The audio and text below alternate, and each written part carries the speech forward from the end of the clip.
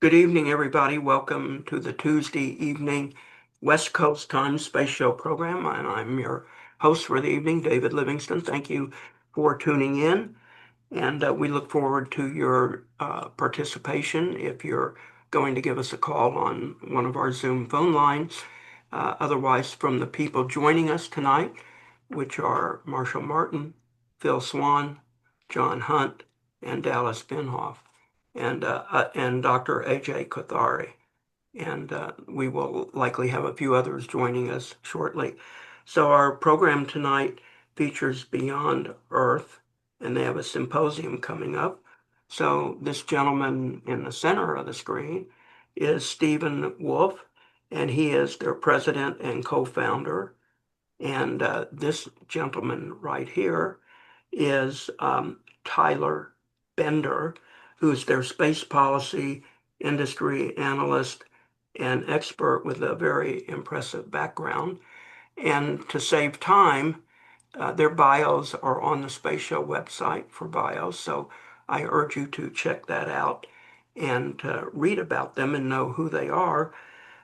Beyond Earth has a big symposium coming, and it's in Washington, D.C. at the Law School for American University. And it's February 24th to February 25th. That's about 2 weeks away. Tyler, why don't you lead off and give us an intro to the symposium and anything you might want to say about Beyond Earth as we start our program tonight?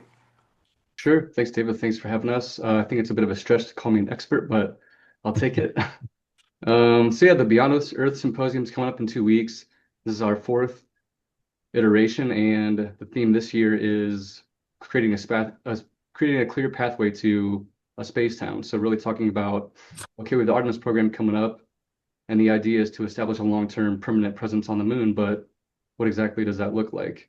There's a long way from returning humans to the lunar surface and building up something that will allow people to live them there on a more than couple day basis, like the Apollo program. Um, who can you quickly give us an idea of your speakers and topics? Yeah, so kicking things off, we have George Whitesides as a featured speaker, representative from California. It's a great timing to have him join us because he was a co-sponsor of an amendment to the NASA reauthorization bill for 2026 that's going through the House right now. And that basically says that it's the United States' interest to have human U.S. citizens living in space in a nutshell, without quoting the bill word for word. But And what does that mean to have U.S. citizens? Are they extending our Constitution to U.S. citizens living in space? well, yeah, I mean, there's still U.S. citizens. I mean, per the UN Outer Space Treaty, you are under the jurisdiction of your home country whenever you're in space. So there's no separate jurisdiction when we get there. So U.S. citizens will be under the purview of United States law, Yeah, that's according to the according obviously to the Outer the Space Treaty. outer space treaty. Yeah, and if I could just add a little bit of color to what Tyler's just said, that Haridopoulos offered an amendment during markup last week at the in the House full Science and Technology Committee, and it's a very interestingly crafted provision. Um, uh, our good friend Jim Muncie helped to craft the language. Jim is also an advisor to our group, but most of you probably know who he is. And it essentially says, in not the most readable language I've ever seen, but it says that NASA shall support commercial development of space that includes human expansion to into Leo and the moon, Mars, and beyond. So it's probably about the strongest language relating to saying that human expansion into the solar system is a goal of NASA. So it's a very positive step. It lacks, again, it lacks a certain uh, literary flourish, but it's an important language.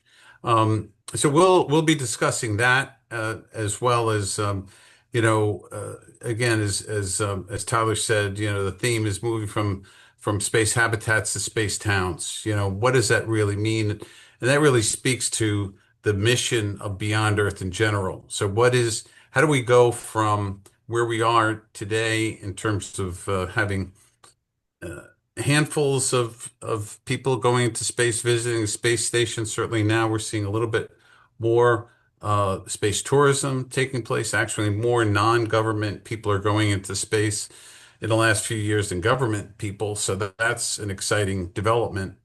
But now we're seeing an evolution or development of what actually I'm starting to call the the human space flight and habitation economy. So we can actually define that economy. That's a subset of the overall space economy that itself is approaching $1 trillion. Now, this segment is a small segment right now, but over time over time it will grow as humans continue to go out there for different purposes, for tourism, for industry, for government, for research, and so forth. Um, so, yeah, just wanted to, um, and speaking, generally about the symposium, a day and a half long, almost 50 speakers we have lined up. Really, earlier on, David said a lot of these folks are inside the Beltway. That is actually intentional. This is a policy discussion. We are looking to talk to the the lawmakers, policymakers about the concept and the idea of how do we advance a human space migration agenda forward. And we do that in a number of different ways. We're particularly interested in the commercial space station development. How do we move to commercial space stations from a ISS that's about to be retired? We're excited about the Artemis 2 missions, but we want to, what happens after that. We're excited that actually the legislation that we were just talking about codifies the idea that we want to have the infrastructure for a lunar base by 2030.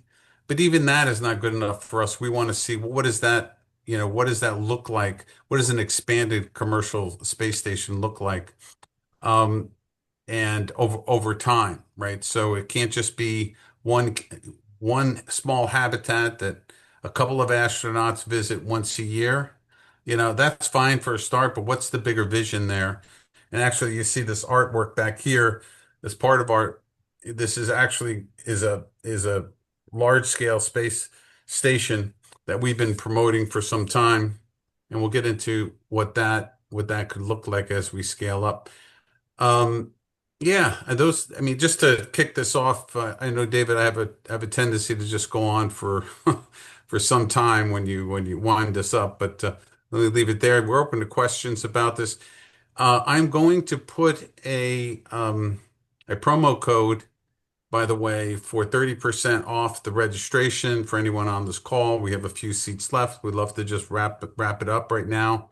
Anyone who hasn't already registered, certainly want to encourage you to do so and join us. It's gonna, join us. Do people participate from the audience? Do you have a lot of Q&A time? We build that in, yes. We build in as much as we can throughout the event. Yes. So every session, program, every session will have a period where we're going to ask questions from the audience. Yeah. We've done a lot of critical shows on mostly Artemis 3 mission planning, technology, methodology, all sorts of stuff.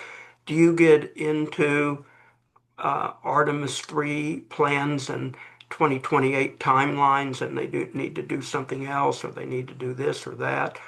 How do you You handle? know, it's interesting whether we'll get into a conversation around the timeline. We'll get into a conversation around we're going to kick this off with a conversation that's going to be headed up by Bhavya Lal, in fact, who's a former NASA associate administrator.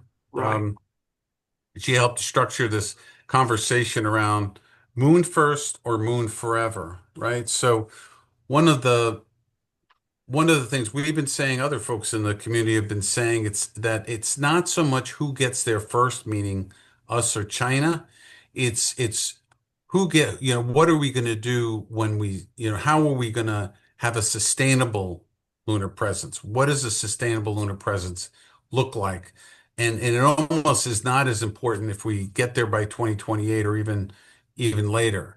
And who knows what, I mean, hopefully we will, and that'll be great.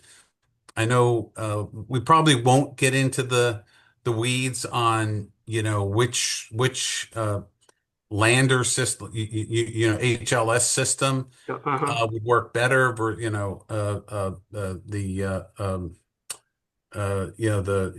Blue Origin or SpaceX. Although um, there will be an interesting conversation by Daniel Innocente, who is actually the architect that developed this whole plan that's behind us. He's an amazing, formerly with Blue Origin, and he spoke last year about, and he wrote a paper for us, very detailed paper on having a large scale lunar habitat. This year, he's going to ask the question. Uh, he's going to look at the question of lunar development and the pace and the scale of and timing of it com when compared to the resources being delivered by the SpaceX uh, Starship and Blue Origin's Blue Moon system, right? Right. And what does that look like comparatively? So in that sense, we're not necessarily trying to pick a winner there who's better, but he's very intimately informed about each system's capability. And so that's going to be a very interesting technical session that we look forward to. And so, yeah. Um, does the do you provide, are you having dinner programs, luncheon programs for people on their own, just in terms of logistics? Go ahead, Well, we have Tyler, why don't you a jump on that?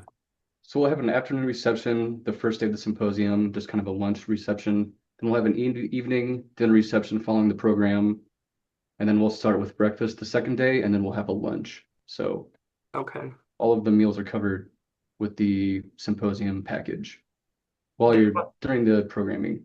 Let's see what Dallas has to say. Hi, Dallas. Good evening. Hey, good evening, everybody. Hey, Steve, Dallas. Tyler, good to see you. Good to see you too, Um, Dallas. the comment that came to mind while Steve was talking about Daniel's comparison, um, in my opinion, there won't be a lunar city or a lunar community unless the SpaceX Starship becomes a full architecture from Earth to the moon, because the Blue Origin is HLS is limited to 4 people at a time, and the Starship can carry, I don't know, is it 100? Is it 50? But we need more than 4 people at a time going to the moon to have a community. So unless we have Starship, there won't be a city. Yeah. Starship Well, or yeah, something like it of that size. yeah. I do know that there are plans for, Blue Moon to have larger landers. I'm not as in tune with that. But yeah, it would be interesting. I mean, he pitched it to me as an idea that this is something he wanted to talk about Yeah. and so I'm just really interested to see what he comes up with. Yeah. And I know they're talking about a larger launch vehicle, a 70 mhm, ton versus the 45-ton, but I haven't right. seen anything about a larger lander. Yeah, yeah. Well, How does this discussion go to talking about habitats or bigger installations on the moon when I don't hear a word about developing cislunar space, which is needed to get to the moon and to bring supplies to the moon and all sorts of stuff. Is it just assumed and taken for granted that cislunar gets developed somehow? Uh, does there need to be special cislunar development? I'd like to know where that fits in to our lunar plans. Well, I Mhm. think that'll be part of the conversation in the first panel that we have as far as the moon first or moon forever. And the people we have on the first panel, they're the kind of people who are very candid about NASA's current architecture. If they have a problem with the way they see things designed now, they will definitely be honest about that. But to your point, David, we need to take from A to Z, what does the path look like from where we are now, which is pretty much nothing on the moon, to something that can even let people live there for 2 weeks, for instance.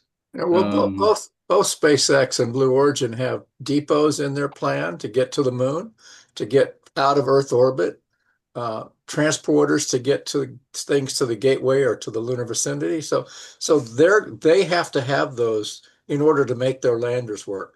So those will happen on their own. Whether there will be nodes beyond the gateway or a node in LEO for them to operate at, I don't know. Maybe they're just free connecting, but those are in the plans for to support their landers. but are those part of, and this is I think this is a question that NASA needs to answer. How much are they incorporating plans of companies like Blue Origin and SpaceX? How much are they incorporating those plans into the overall Artemis program? And I'm sure that's something that Jared Isaacman is trying to figure out Yeah, now. Artemis. Hopefully, Yeah, Artemis has commercial launch vehicles and transports in the plan to get stuff to the moon.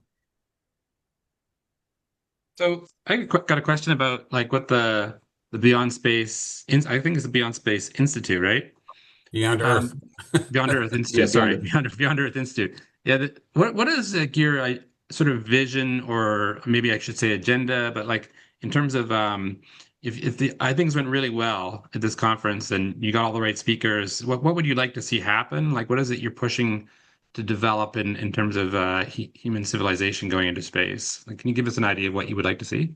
Yeah, so let's take a step back. What is the Beyond Earth Institute? So we're a nonprofit, nonpartisan think tank, right? So we think of the I used to say think of the Brookings Institute and the Heritage Foundation, but with the polarization going on these days, it's a little harder. People don't like to talk about those institutions as much, but it is we want to be the place where serious thought is given to all matters of policy and law and uh, and strategic thinking around human expansion into space, one way or another, all leading to a future where humans can live and work and thrive in permanent communities on the moon and Mars and beyond, right? So we have this sort of very, very big vision, sort of similar to the vision itself is not unlike the Mars Society or the National Space Society and some of these other advocacy groups.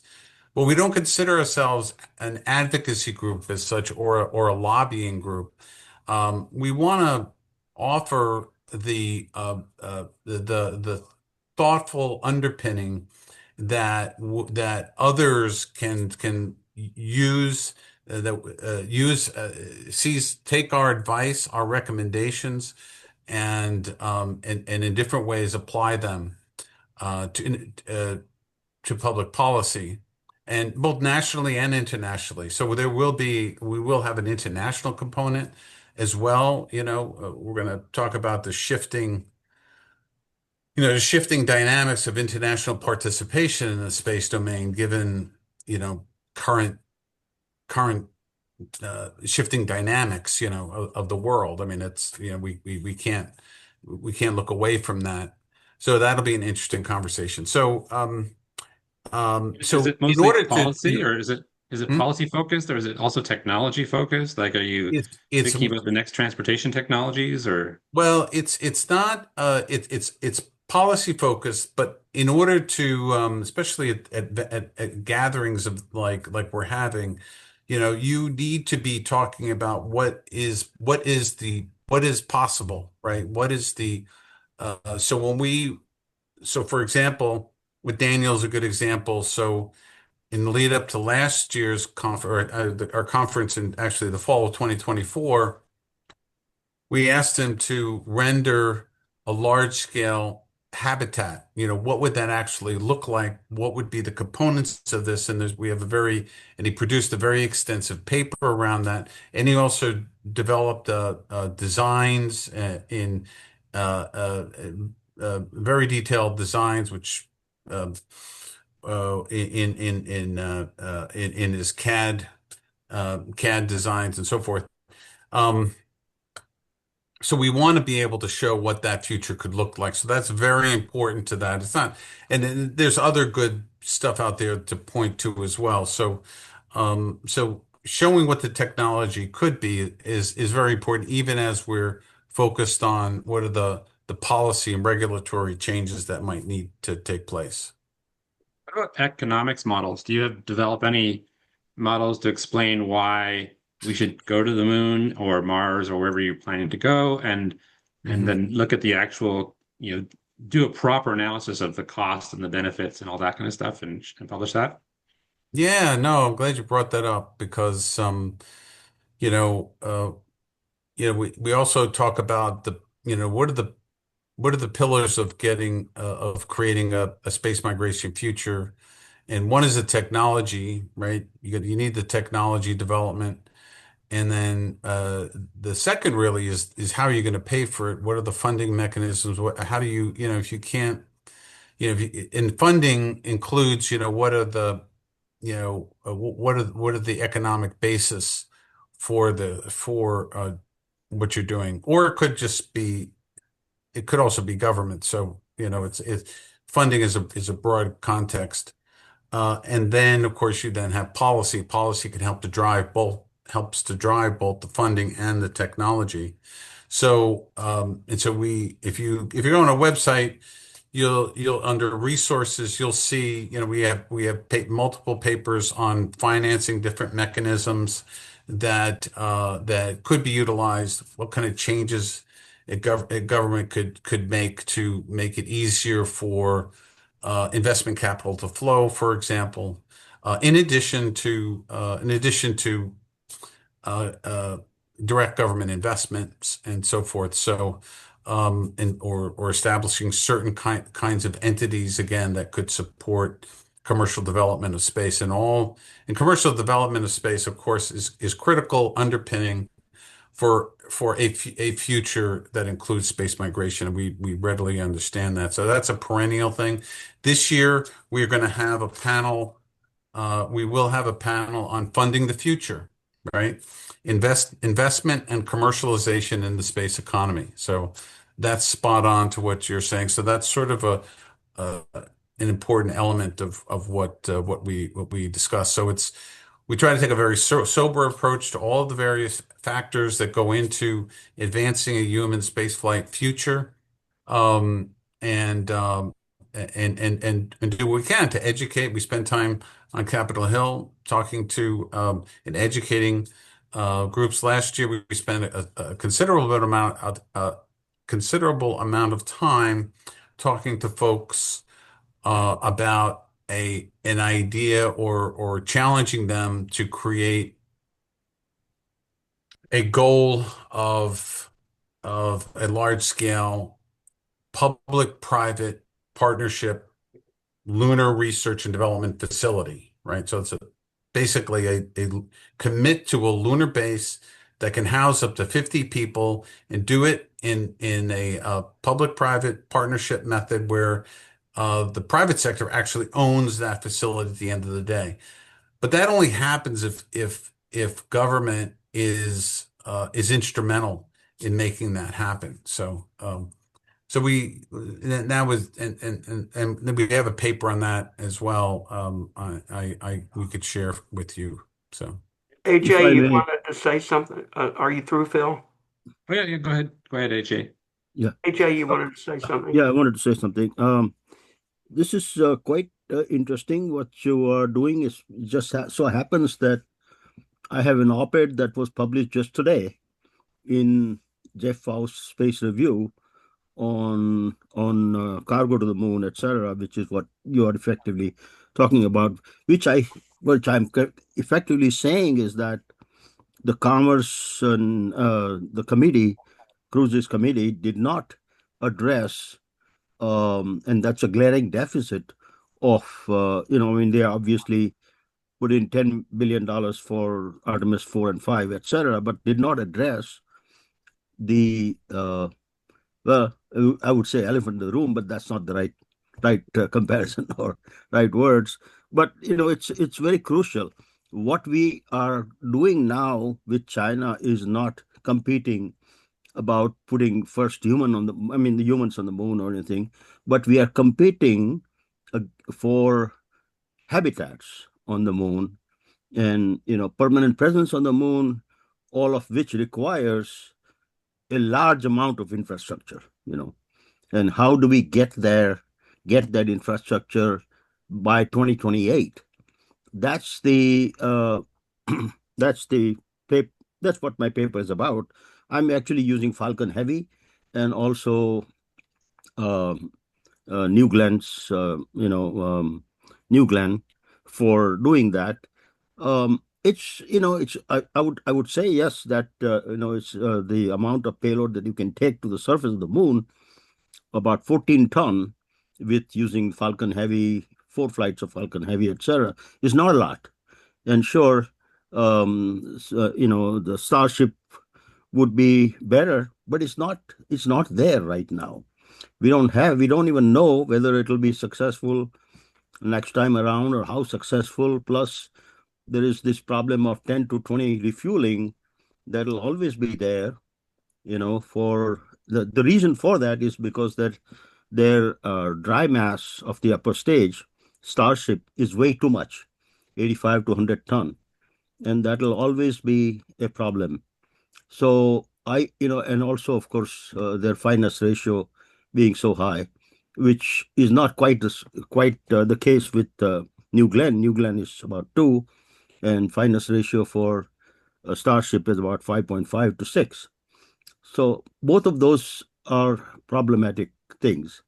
And I would say at this point in time that the the thing that we have in our back pocket, where 8 out of 8 successful flights of Falcon Heavy, is something that we can use by 2028 and give this administration, a feather in the cap. Okay, probably not using the right word again, but something that they can count on. So I would urge you, I don't urge you, but request you to see if you can read that op-ed, Yes. whenever you. Yes. You what? Yeah, no, thank you for that. I hesitate to judge these technical viability comparisons. Sure. Yeah. I think that's um, yeah. I mean, not that, I mean, I have a lot to say about SLS. I think there's a lot of people here have to say about that. Yeah. But it clearly we're committed to that.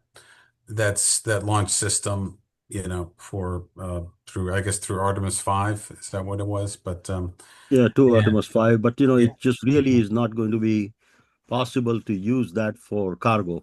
It's just way too expensive for cargo. Yeah, So yeah. we So have to we come may up And with the have. some other. more the Mhm. more we spend on launch, the less money we have for transporting actual cargo. So there's Yeah. definitely Yeah, it's But worth a looking to into. trade-off. your Yeah. bigger question about, the infrastructure, I mean, that's really what Bhavya Lal and her panel is going to be Mm, really leaning into, that we need to have. We should be much more focused on the infrastructure elements, yeah. power, Yes. communications, navigation, the uh, you know, prospecting, Right. rovers, the land. understanding the surface area and so forth, so that we're ready to sort of build a community. And I think there's an implication that we're going to build a base, and it's good that we're committed to that now. I mean, when we were started talking about urging a commitment to a space station, Hmm. earlier last year, no one was willing to do that. Hmm. And fortunately now we see that. Um, and I'm sure we were just one of many people who were pushing for that.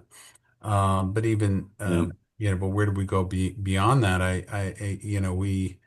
It's exciting. There are hundreds of experiments and are being planned for the lunar surface over the next 10 years or so. There's going to be a Yeah. lot of activity. Maybe even off-world will get there. Well, we Um, hope so. we hope so. Yeah. I mean, So LSIC of Applied Physics Lab or Johns Hopkins University was doing a lot of work on that, as you know, I'm sure, you know. yeah, Uh, Steve, let me take you back to your sure. event and your organization and policy. Have Tyler and you been able to sense a different attitude from Congress about space than they've had in the past, the recent past, yesterday, or anything? Because they're still making the policy, and not always is the policy equal to the rhetoric that these guys pontificate about. So, what are you seeing in terms of shifts in terms of the policymakers, the brilliant gurus behind all of this? Is it changing? Is it just a game of inflated rhetoric? Uh, do they have the support of their constituency? What can you say on the policy and regulatory side? Either Yeah. of you or Hi, both. Tyler, you want to go Well, first? so the biggest thing I've noticed, and this doesn't necessarily have anything to do with Beyond Earth directly, but I've noticed just in the past year, at least Congress is starting to take serious the fact that China could very likely surpass us on the moon. Even if we make it there before them, they stick to their plans, they stick to their timelines, and we haven't historically done that. So I think Congress is finally wising up that if we're gonna go to the moon and we want to get there first and establish a presence first, because so we end up being the country that establishes the norms on the moon, then we better do it because China's not going to wait for us. And I wish it didn't take fear of China to wake us up and get us excited about expanding human presence on the moon. But if that's what it takes, then that's what it takes, Mhm. unfortunately. But So that's they're that's the biggest waiting. difference I've seen. Congress is finally paying attention to going back to the moon. I think that's good. So Yeah. is it I across think the it, board or just the key members of committees or space and science and tech committees? Is yeah, I Congress would waking say, across the Mhm. board? Yeah, I would say it's a bit of a mixed bag. I think, just looking at this markup, some of the stuff is very parochial. With the focus on the SLS and Orion, that's very parochial stuff. Um, I think this Haridopoulos amendment I think that didn't have to go in there. I mean, that's an important directive to NASA that they should work more closely with the commercial sector. That's extremely positive. Um, I but so they're always going to be by their nature, Congress is very parochial, right? So, and that's one of the reasons why NASA's money is spread out so far across almost every congressional district, which is a little maddening sometimes. And but I think overall, though, I think you're right. The mood is shifting more towards commercial, right? The more so than ever before. And that's reflected in the mood of all governments around the world. I mean, my other hat is the Global Spaceport Alliance, and and we track and have memberships of spaceports around the world. And every week, another country has decided they're going to get into the space arena and they're going to develop a spaceport and they're going to make space a core part of their economy. So everyone's looking at this trillion-dollar, multi-trillion-dollar economy and saying, they want a piece of it. And of course, we're already in it and we're seeing the value of it grow dramatically. Mhm. Um, and so naturally we want to support that. Um, yeah, obviously there's a lot more work to do in terms of, well, Musk and Bezos, of course, are driving a lot of that enthusiasm. Um, there's still a lot to be seen in terms of a lunar uh, economic development. There's a lot of excitement, but we don't entirely know where the winning economic driver is going to be, really. We have an interesting guy talking about the symposium again. Have you guys heard of GRU Space, GRU Space? Yes. Well, they're going to build a lunar hotel. Well, we have Skylar. We invited him. He is a wonderful, enthusiastic 21-year-old who is in a hurry, and we're going to give him a little bit of time on our agenda and let him, do his thing. And I think that's the kind of energy we need. We might not hear from, well, power to him is all I could say. Does he have money? Does he have money? Amazingly, he does. He Okay. does. He's got backers who backed SpaceX and other kinds of money. So he is, and he is Yeah. his videos, and he's in constant demand right now to give interviews because he's got that wonderful graphic of a something that looks like a terrestrial hotel sitting on the moon. It's kind of, far-fetched, but if you talk to him, and I encourage you guys to talk to him, he's got some near-term applications, that might his first, he's not going straight to build a hotel. He knows that there's a lot of steps between here and there. So I think he's a super smart guy with a, with I wouldn't count him out. He's not one of the crazies entirely.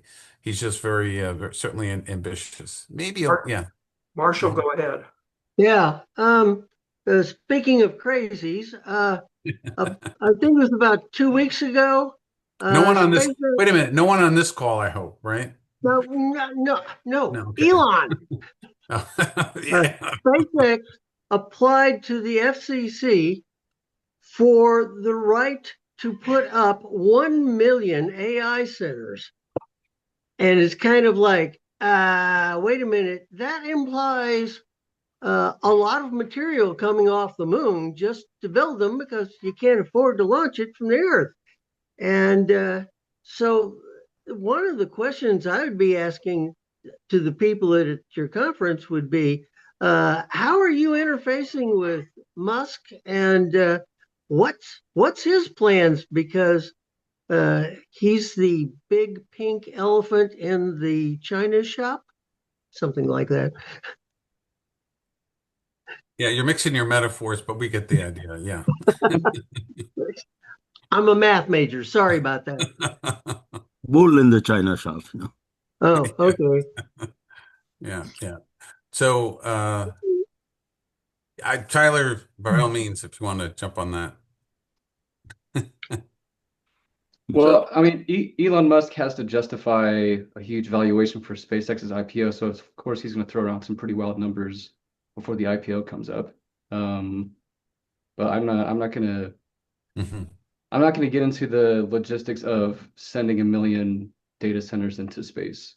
But Elon Musk changed his mind I think it was today, on making the moon a priority over Mars, when previously he said the moon was a distraction. So SpaceX is a great company doing great things, but I take pretty much everything that Elon Musk says with a grain of salt. I would have to assume that Jared Isaacman, put leverage on both Blue Origin and SpaceX because Blue Origin Yeah, just yeah. were They stopping just, separate flights for 2 years. yep. And so, focus on getting us to the moon, guys. That's an Mhm. opinion. Yeah. Yeah. So, but But I agree, Dallas. Just this yeah, week, Blue Origin and SpaceX made a right. pretty vocal commitment to the moon. So something happened in the background that made them both decide. I think so. But going Yeah. back to the infrastructure stuff, um, you know, a group for AIAA, Clive Neal, myself, Christy Iacomini, Shirley Dyke, um, Bill O'Hara, Bob Moses, and Ryan Kobrick have been writing this. What do we need on the moon for sustainability, for staying there? It's about to come out. It Mm. hasn't come out yet. Oh, Uh, wow.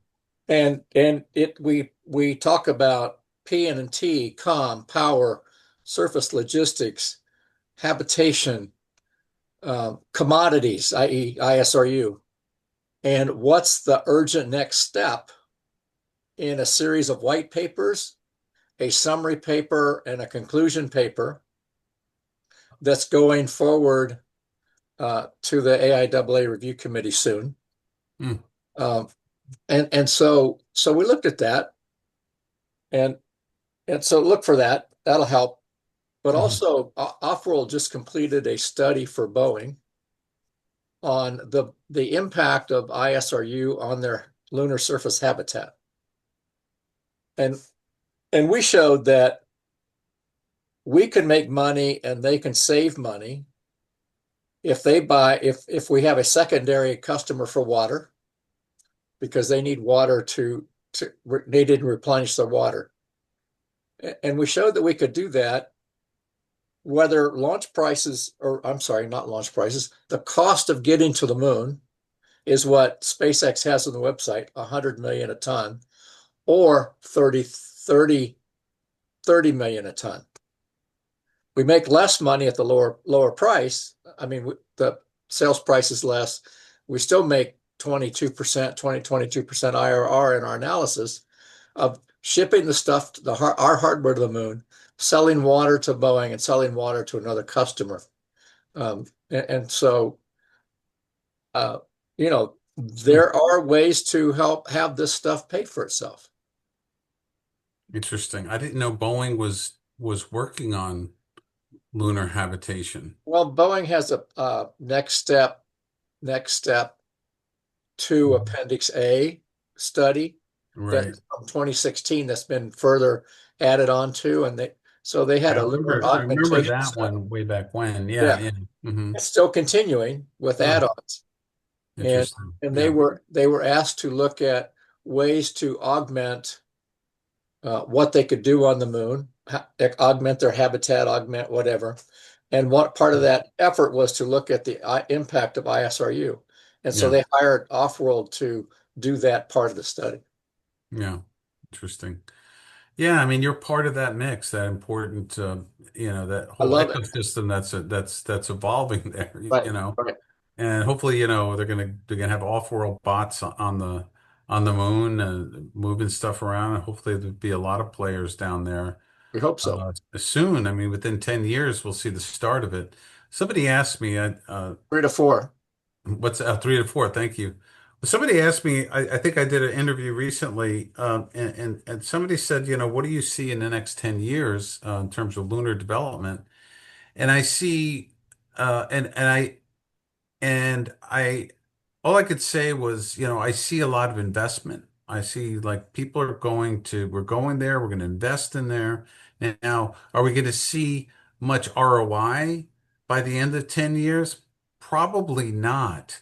But the 10 years following that, if we really really do what we need to do in the next 10 years, the 10 years following that, I mean, could be really, really, uh, really big in terms of the economy. Because within 10 years, I would say that we may be able to find the sort of the secret sauce or the real economic drivers, whether it's helium-3 or whether it's water or whatever it might be. People. People, whether it's people, exactly, and it just might be people. I mean, that's what this Grew space is betting on, that people want to be there. And so yeah, I mean, I would say the next 20 years are going to be, well, the next 10 years are going to be exciting, but I think after that, I mean, I think that hopefully by then we'll we may have started to turn a corner, especially once we start utilizing resources and we start, getting a foothold there. That's why we're promoting, the biggest R&D facility on the moon that we could that we could imagine. Let's commit to that and build that out as a test bed for technology and capabilities and understanding of life systems, and really be a tremendous test bed for all of the things we need to know in order to live and thrive and work and develop the lunar surface. So And we'll probably need monthly starships to the moon to do that. yeah, Monthly. yeah. I mean, absolutely. I mean that kind of pace. I mean, yeah, we definitely need that kind of pace. So and So, hopefully, Starship is the vehicle. I mean, I still worry about the first time it lands, but you know, uh, we'll see. That, yeah. We'll Bill, see. you so are you want to guys, jump in? can I jump in? Yeah, go ahead. Yeah.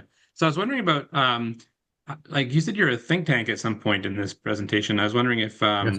like, how do you actually get all the inputs, all the opinions, that people have? There's a lot of them out there about how we should Yeah. go about settling space. And I was wondering what your funnel looks like. Do you have like regular meetings where you invite people to share their ideas?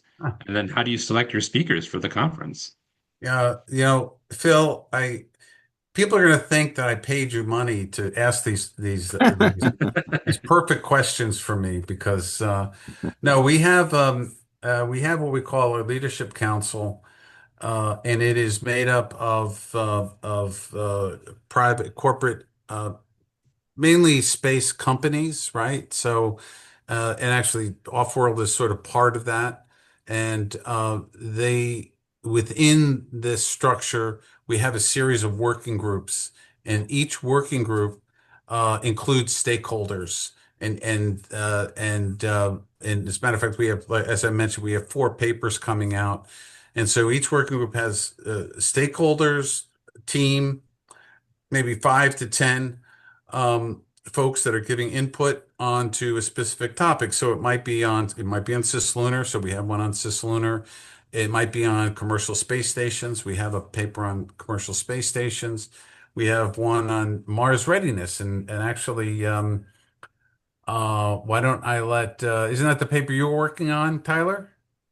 Nope. Ours is Oh, the fourth one, the fourth one, which is the blueprints working group.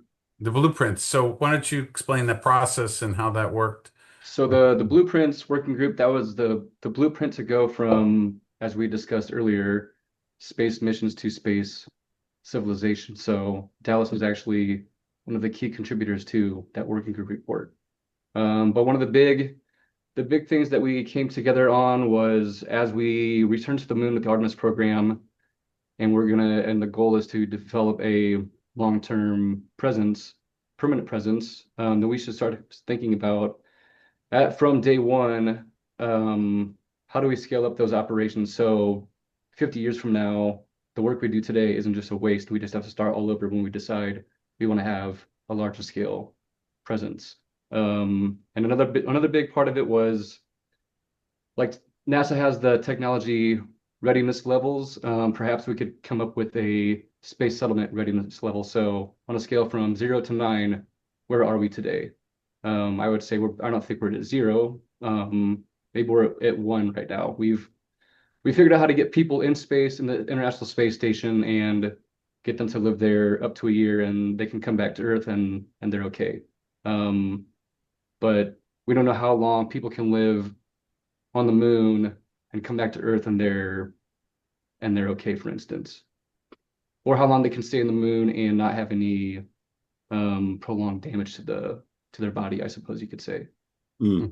You actually presented on this two ISDCs ago about a new technical readiness level designed for space exploration. Might be interesting to compare notes at some point. Yeah, and I think, in addition to the papers, and Tyler was was the manager on that paper. So we have volunteer teams of folks that actually manage it, and then actually volunteers that actually take the input from the thought leaders and do the writing of it or do the first drafting of it, and then the participants. So it's a process where we know that there's going to be an output paper at the end of the day. And then in How addition do to you that, find your speakers? We didn't get to that yet. I didn't get to that. Steve's been around for a That's long time, so he knows lots of people. That's how. yeah, I know. Well, between myself and Courtney Stad, who you guys should know who he is, long time Yes. Washington insider, worked for multiple NASA administrators, worked at the Department of Commerce, worked at the Department of Transportation, FAA, AST, and so forth, and also worked in the White House for that matter. So so between us and others, in our network, we tend to pull these together. But also part of it is just really, I'm a little, I could be a little, I'm very selective by nature, so I'm really being very careful about who we put on there. Sometimes we have Dallas, sometimes we don't.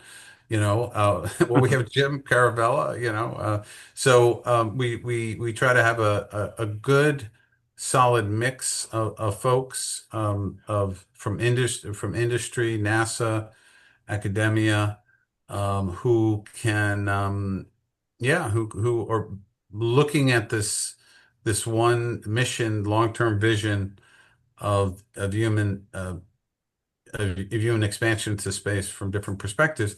And I would say that everything, unlike I think other conferences, obviously exception of ISDC, perhaps, but certainly the professional scale conferences like AIAA or the Space Symposium in Colorado and things like that.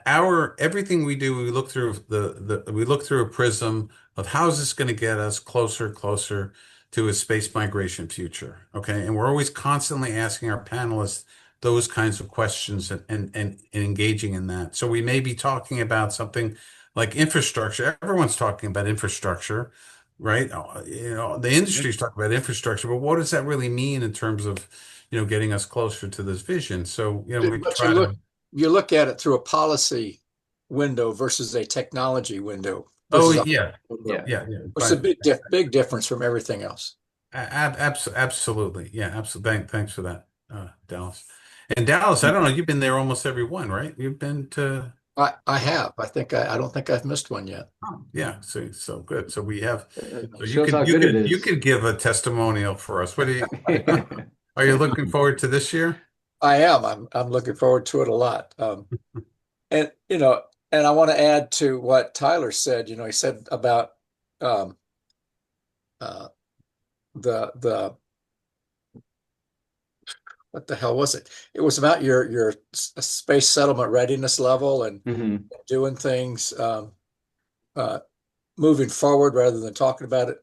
This AIAA papers that we're working on talk about applications versus experiments. Let's not send up any experiments or tech demos. Let's send up things that we can use right away and evolve into the future needs as they arise. So Mhm. send up useful things, applications versus tech demos. Dallas, what is Off-World's timeline? 3 to 5 years after we get money. And have you started getting money yet in a sort of a big official way, or We've been looking for 2 years. so you're looking for more money than what you've had so far, correct? Absolutely. The company started by building our mining robots on mining company development money. Right. And their development money dried up when the commodity prices dropped a couple of years ago. And so we also need to turn our demos, our tested demos into products that we can sell to start that revenue stream so that we can bank that for future financing. That's kind of where we are. We're in that cusp or on that cusp. Are you participating in the symposium in any way other than commentary from the peanut gallery? Not officially. Okay.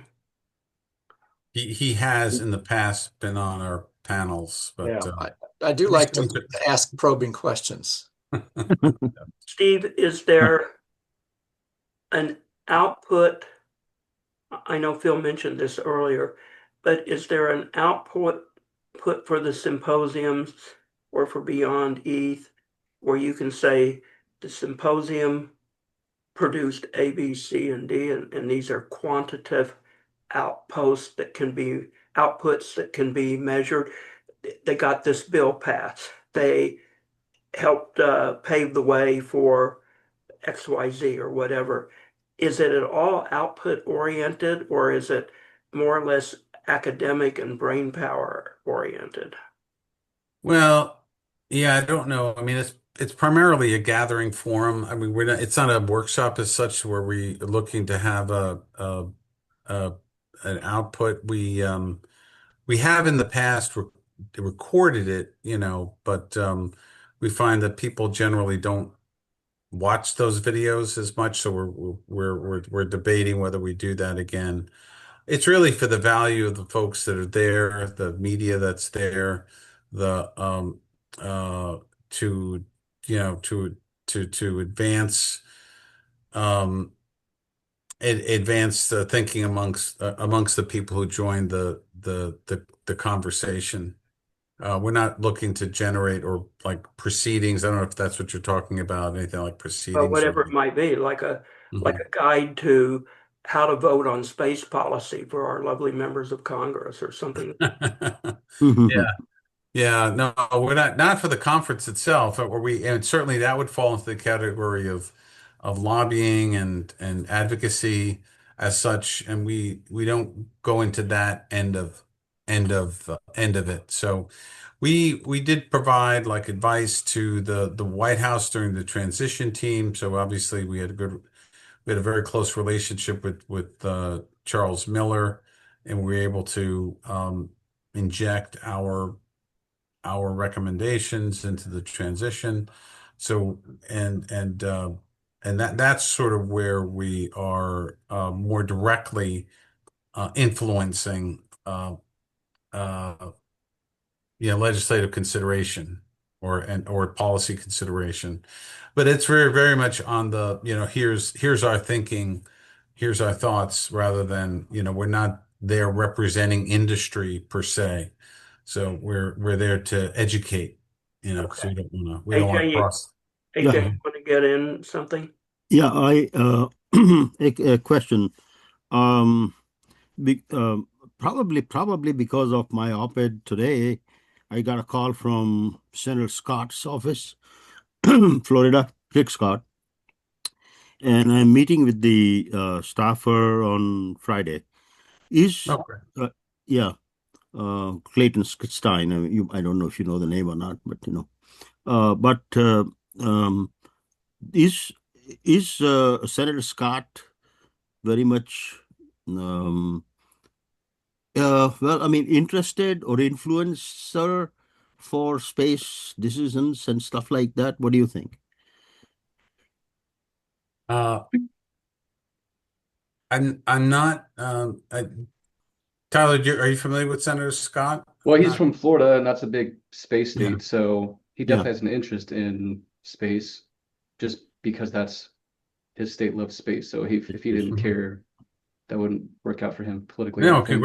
Right. yeah, and congratulations. I mean, the fact that I mean that says a lot about your paper and the Yeah. quality of your paper that Yeah. you'll be asked to chat about it. So, and hats off to staff In, persons to read that and to yeah. identify that because they're looking for an edge, and it looks like you were yeah, they're looking for Yeah, as they he wants do. to also talk about Artemis program and things like that with me, Mhm. and see my opinion and stuff like that, which Mhm. I'll provide, obviously, Mhm. along with some other things. There, he's also, Rick Scott is also interested in energy, and I am very much interested in nuclear energy also at the same time. But Mhm. that's not what this meeting is all about. Mhm. So it should be interesting, should be fruitful, I hope, Mhm.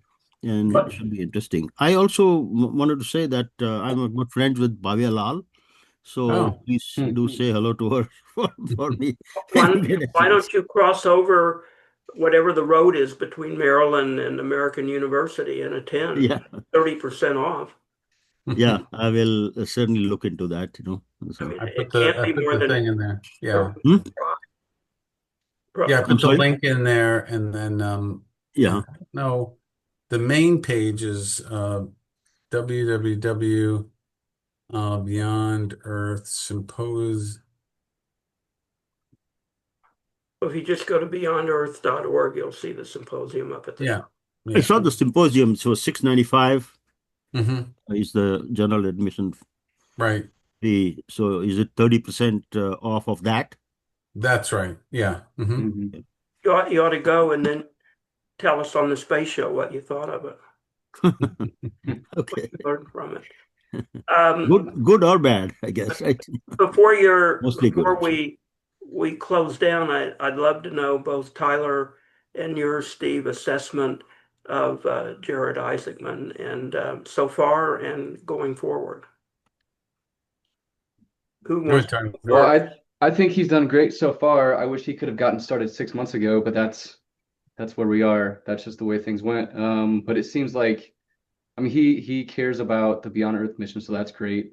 And it seems like he's really getting his hands dirty. I mean, he's going out to speak to the people of NASA to find out how can we do a better job. Um, but he really believes in the mission. He really believes in NASA, and he really believes in NASA's people. So I think he's done really good so far. It's still a lot of work to do, but um, I really like his energy and where his head is at. Does Congress seem to like him? Have you heard good things coming out of the Well, congressional? they gave NASA their budget back, so Congress must like him Yeah. That's a good or sign. have at least high hopes for him. Yeah, and I think the fact that he was, when his nomination came up, there was very little objection Hmm. to his nomination. It was pretty uniform. I was I made it a point to go to the hearing where his second nomination hearing, which was really just a love fest for the most part, except for Ed Markey, who asked about his $2 million donation to the Trump campaign, but that's another story. But Isaac Min, we had him as a speaker last at our last symposium. So, and it was only like a month or so after that, and when Trump came into office, that he got the nomination. So we were one of his last uh, venues before his last speaking gigs before he got the nomination. But to add to what Tyler said, I mean, I think he's doing the right things. He's communicating. He's on this sort of tour of the missions of the centers and of the prime contractors and so forth. There's some concern that he may some concern that he's going to have to deal with NASA inertia and NASA wanting to change things and certain uh, uh, certain individuals or programs within NASA not wanting to be as flexible, and is he going to have the right kind of is he going to have his team in his working on his behalf, or is he going to have folks that are going to slow walk stuff? So that's a bit of something he's going to have to look out for. And then a big thing, I guess, just came up this week, which is he wants to bring the the brain trust back into NASA. He actually wants to hire Yeah. more civil servants and work with fewer uh, uh, uh, uh, contractors who do basically the work for NASA. So most, as we know, most people who are paid for NASA, or most people who are paid by NASA don't work for NASA. They work for contractors. And so Yes. he wants to bring more of those folks back into NASA's proper. So that's a sea change, and that'll be interesting to see how he implements that. And it does make sense because, if you're, and maybe the logic, I don't know entirely what his logic is. Maybe somebody here knows better, but Uh, yeah. if you're part of, if you're an employee and you're working for NASA, then you're much more responsive when the head of NASA says something than you are if you're a contractor, because you're reporting to some other CEO, So, So so do you think that's more the SETA contractors than the hardware contractors? that I don't know. That part I Yeah. didn't Because the really. headline I saw was he wants to make NASA more capable, I think was the word. Core competency is what the word was. Competency, right. Competency. Thank Yeah. you. So I think that's a good thing. Yeah. I mean, You know, Got another question for you before we close it down. The president in December did and I just learned about this recently, did an executive order that put the kibosh for good on the National Space Council. Hmm. Many of us actually thought earlier in the administration that Vice President Vance would take over the National Space Council and do something with it, but he doesn't seem to have any interest in it. And now he has an executive order that killed it. Tyler, you're the political guru here. Your take on not having a National Space Council? Well, it could be bad or it could not matter because he has I guess you could call it a space czar. I can't remember his name. Steve, I think you know who I'm talking about. But he has somebody who's still directing space policy. So as long as he has that, somebody who's sticking to an agenda, You that's mean good. you But mean if from OSTP, right? yeah. From right. OSTP. Yeah. So as long as the president still has a point man for space, and that person has the president's attention, then I don't Who think a is the National Space Council is that necessary. who is the point man? Oh, yeah. I He has can't he has a remember name the that name. escapes me right now. Yeah. And Yeah. you Right. all need a Exactly. memory course. Jesus, I thought it was only me at 80 years of age. Yeah. But Nobody remembers Dallas. Do you know who the point man is?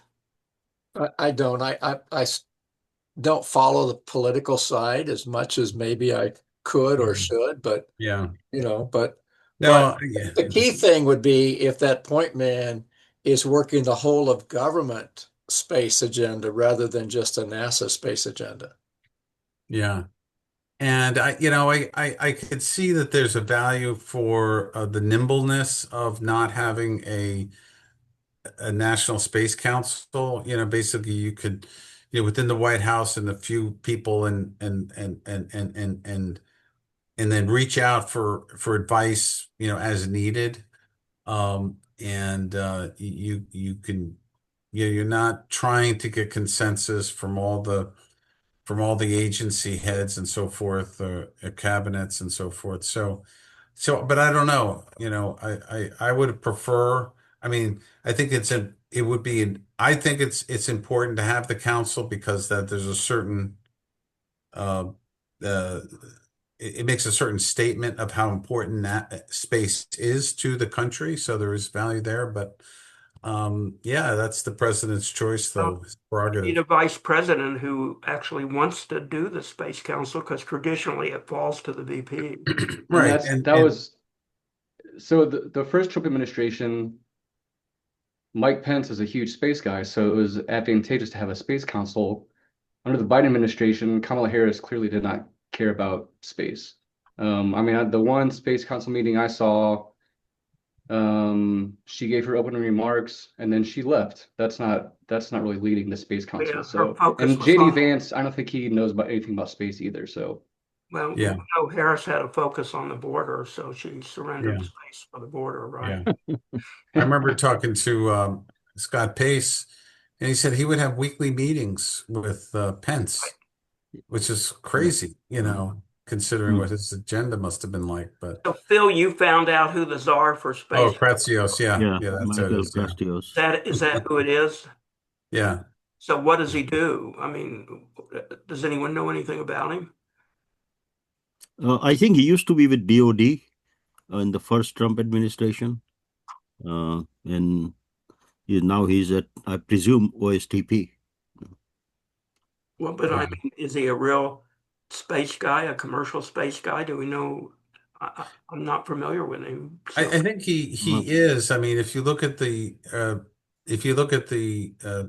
which I haven't looked at in since it came out, um the executive order, it's very pro commercial space.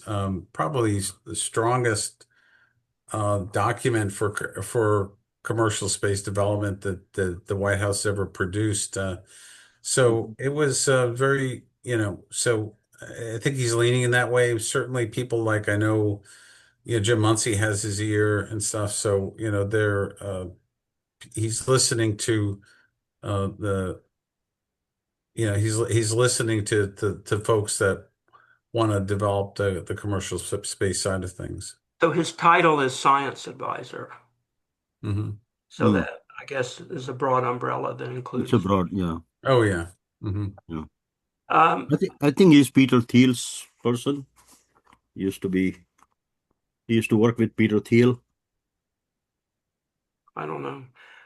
Steve, Tyler, any closing comments? Any closing symposium comments or Beyond Earth comments?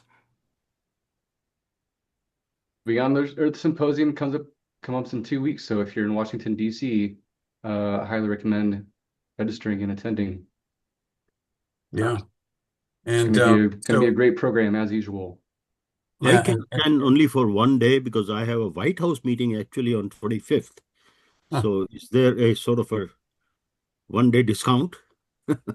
I could give you here. I'll do this. I'll say, here's another promo code. I'll just put in here, and anyone could use this. So it's No. half off for one day, and then by all means. I mean, your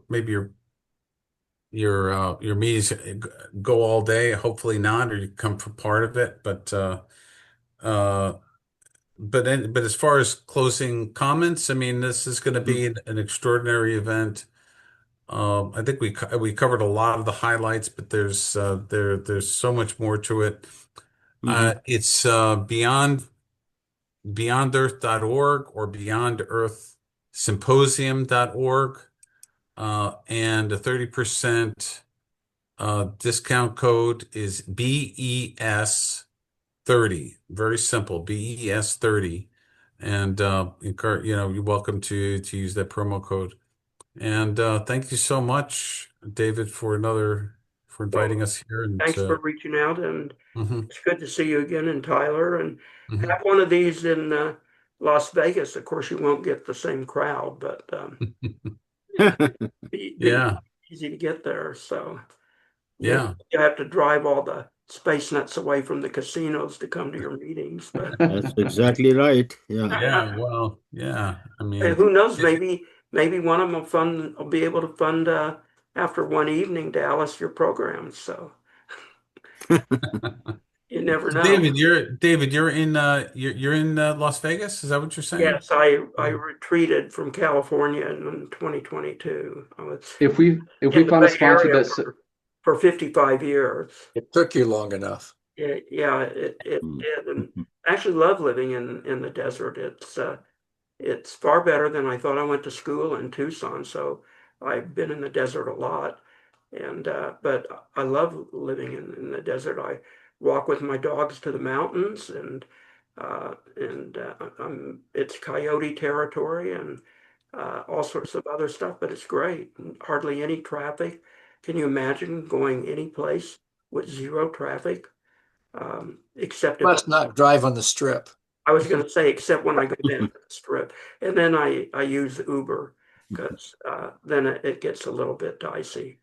But no, come visit, come out here. So If we have a sponsor that says we'll pay for it all if you do it in Vegas, we will gladly do it in Vegas.